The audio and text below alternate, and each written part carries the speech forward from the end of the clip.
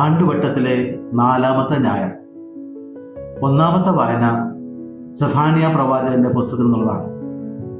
ദൈവത്തിൽ ആശ്രയിച്ച് ജീവിക്കുന്നവന്റെ ജീവിതശൈലി എന്തായിരിക്കും എന്ന് പ്രവാചകൻ ഉദ്ബോധിപ്പിക്കുകയാണ്.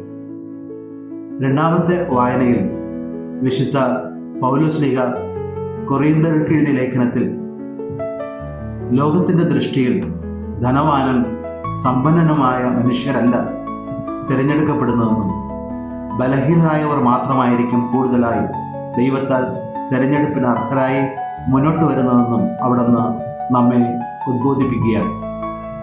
അതിലൂടെ ദൈവത്തിൽ ആശ്രയിക്കുന്ന മനുഷ്യൻ ദൈവത്തിൽ അഭിമാനം കൊള്ളുമെന്നും മറിച്ച് സമ്പത്തും സ്ഥാനമാനങ്ങളുമുള്ള മനുഷ്യൻ അവൻ്റെ സമ്പത്തിൻ്റെയും സ്ഥാനമാനങ്ങളുടെയും മഹത്വത്തിൽ അഹങ്കരിക്കുമെന്നുമുള്ള സൂചനയാണ് നൽകുന്നത്.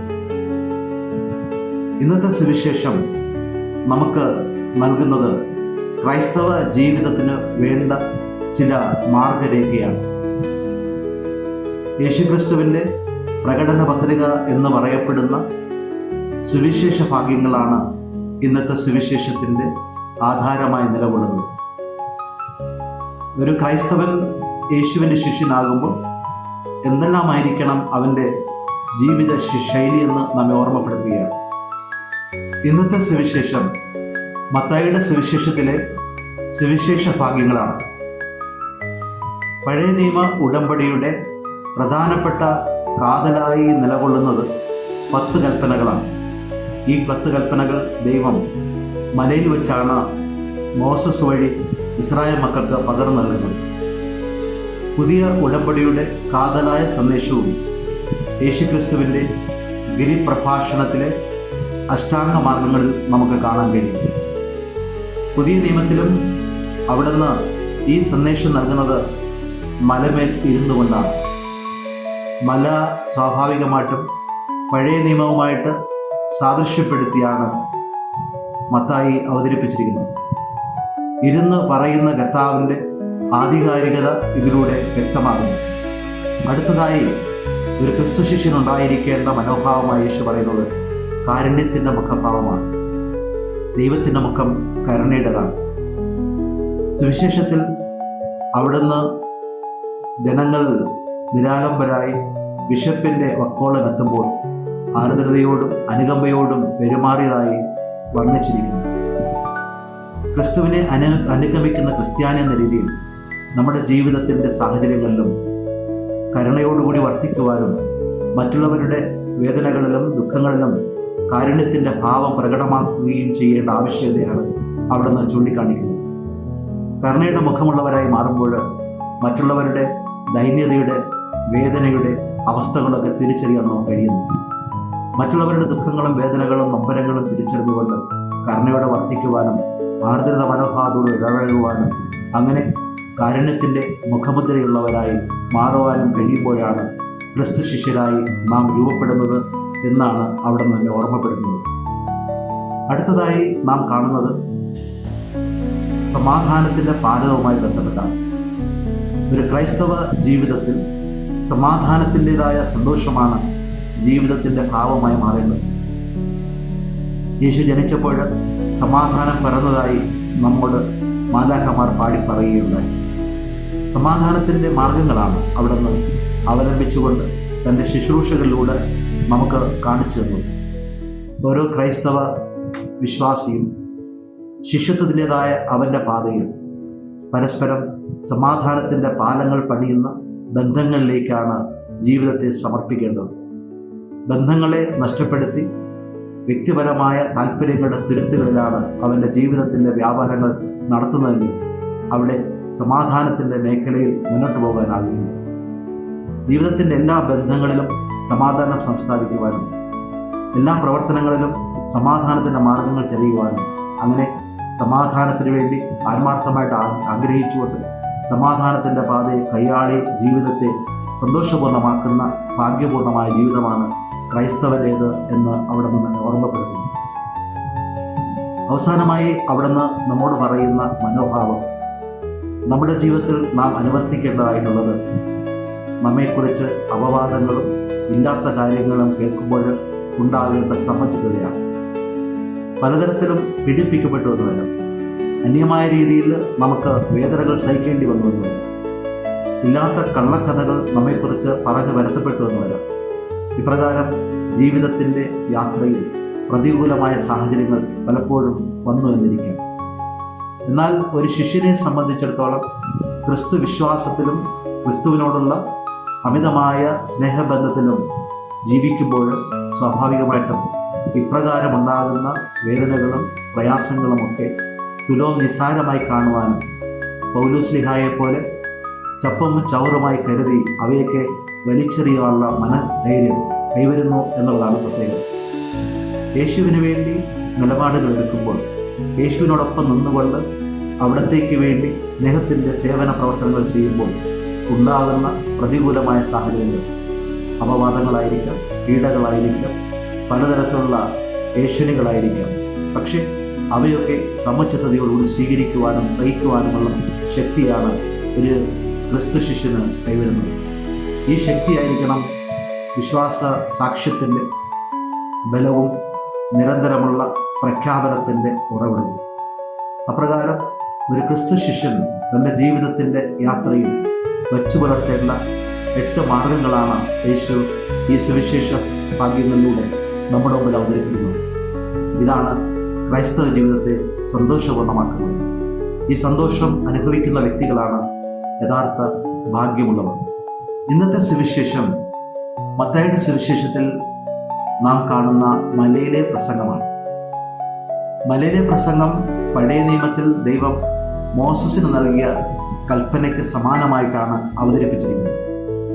പഴയ നിയമത്തിൽ മലയിൽ ആയിരുന്ന മോസസിന് ദൈവം കൽപ്പനകൾ നൽകിക്കൊണ്ട് പഴയ ഉടമ്പടിയുടെ കേന്ദ്രമായി 10 കൽപ്പനകളെ മാറ്റുകയുണ്ടായി. അതേ രീതിയിൽ മലയിൽ ആയിരുന്നുകൊണ്ടാണ് യേശു ആധികാരികമായി പുതിയ ഉടമ്പടിയുടെ തൻ്റെ കൽപ്പന നൽകുന്നത്. പുതിയ ഉടമ്പടിയുടെ കാതലായ സന്ദേശമായി മാറുന്ന 8 മനോഭാവങ്ങളും സ്വഭാവ രീതികളുമാണ് ഇതിന് പ്രമേയമായി അവതരിപ്പിച്ചിരിക്കുന്നത്. ക്രിസ്തു ശിഷ്യനെ സംബന്ധിച്ചിടത്തോളം ഈ 8 മനോഭാവങ്ങളും സ്വഭാവ രീതികളും എപ്രകാരമാണോ ക്രിസ്തു തൻ്റെ ജീവിതത്തിൽ അനുവർത്തിച്ചത് അതുപോലെ പിന്തുടരുവാനുള്ള പ്രചോദനമായി നിലകൊള്ളുകയാണ്. ഏവയാണ് ഈ 8 മനോഭാവങ്ങൾ എന്ന് നോക്കാം. ഒന്നാമത്തെ മനോഭാവം സമ്പത്തുമായി ബന്ധപ്പെട്ടതാണ്. സമ്പത്ത് ഒരു വ്യക്തിയെ ലോകമുന്നിൽ ഭാഗ്യപൂർണനായി മാറ്റുന്ന ഒരു കാലഘട്ടത്തിലാണ് നാം ജീവിക്കുന്നത്. സ്വത്തും സമ്പാദ്യങ്ങളും ഉള്ള വ്യക്തി സമൂഹത്തിൽ ഏറെ ഭാഗ്യപൂർണരായി അവതരിപ്പിക്കപ്പെടുന്ന രീതികൾ നാം കാണാറുണ്ട്. അവര് അറിഞ്ഞോ അറിയാതെയോ തങ്ങളെ തന്നെ ഭാഗ്യമുള്ളവരായി കരുതുന്നു. എന്നാൽ സുവിശേഷത്തിൽ പറയുന്നത് ആത്മാവിൽ ദരിദ്രരാകുക എന്നുള്ളതാണ്. ആത്മാവിൽ ദരിദ്രരാകുക എന്ന് പറയുമ്പോൾ സ്വാഭാവികമായും ആത്മാവിൽ ദൈവകൃപ നിറയുന്നുകൊണ്ട് സമ്പന്നമാകുക എന്നുള്ളതാണ് അർത്ഥമാക്കുന്നത്. ആത്മാവിനെ സമ്പന്നമാക്കുന്നത് ദൈവത്തിൻ്റെ കൃപയാണ്.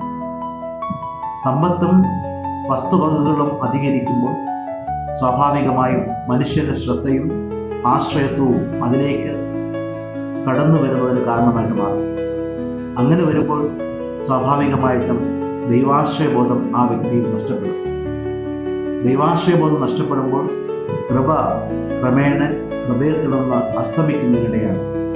അങ്ങനെ കൃപ നഷ്ടപ്പെട്ട് ദൈവത്തിൻ്റെ സൗഭാഗ്യവും സന്തോഷവും അനുഭവിക്കാതെ ഹൃദയശൂന്യതയിൽ ജീവിക്കുന്ന ഒരവസ്ഥയെത്താനും സാധ്യതയുണ്ട്. അതുകൊണ്ട് യേശുനാഥൻ ഒന്നാമത് നമുക്ക് വേണ്ട മനോഹരമായിട്ട് പറയുന്നത് സമ്പത്തിനെ നിസ്സാരമായി കരുതുവാനും ലോകസമ്പത്തിൻ്റെ പുറകെ പരക്കം പായാതെ ആത്മീയമായ ചൈതന്യം നമ്മുടെ സമ്പത്താക്കി മാറ്റണമെന്നുമുള്ള ആഹ്വാനമാണ്. ദൈവാശ്രയബോധത്തിൽ ദൈവത്തെ സമ്പത്തായി കരുതിക്കൊണ്ട് ദൈവമാകുന്ന സമ്പന്നനെ നമ്മുടെ ഹൃദയത്തിൻ്റെ ഉള്ളറകളിൽ സ്ഥാനം നൽകി ജീവിതത്തെ സമ്പന്നമാക്കുവാനുള്ള ആഹ്വാനമാണ് ഒന്നാമത്തെ ജീവിതചര്യയായി അവിടുന്ന് അവതരിപ്പിക്കുന്നത്. രണ്ടാമത്തെ ജീവിതചര്യയായി നാം കാണുന്നത് വിലപിക്കുന്നതിനെ സംബന്ധിച്ചാണ്. സുവിശേഷത്തിൽ യേശുനാഥൻ വിലപിച്ച സംഭവങ്ങൾ നാം കാണുന്നു.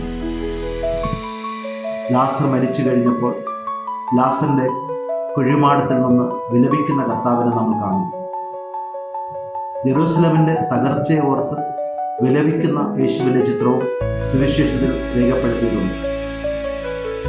ദൈവത്തിന്റെ സാന്നിധ്യവും സഹവാസവും ഇല്ലാതെയാകുമ്പോൾ ഉണ്ടാകുന്ന അനിഷ്ടങ്ങളാണ് ജീവിതത്തെ ദുഃഖപൂർണമാക്കുന്നത്. അപ്രകാരം ദൈവത്തെ നഷ്ടമാക്കി ദൈവസാന്നിധ്യത്തെ മറന്ന് ജീവിക്കുമ്പോൾ അവനുണ്ടാകുന്ന ദുരന്തങ്ങളെ ഓർത്താണ് യേശുനാഥൻ വിലപിക്കുന്നത്.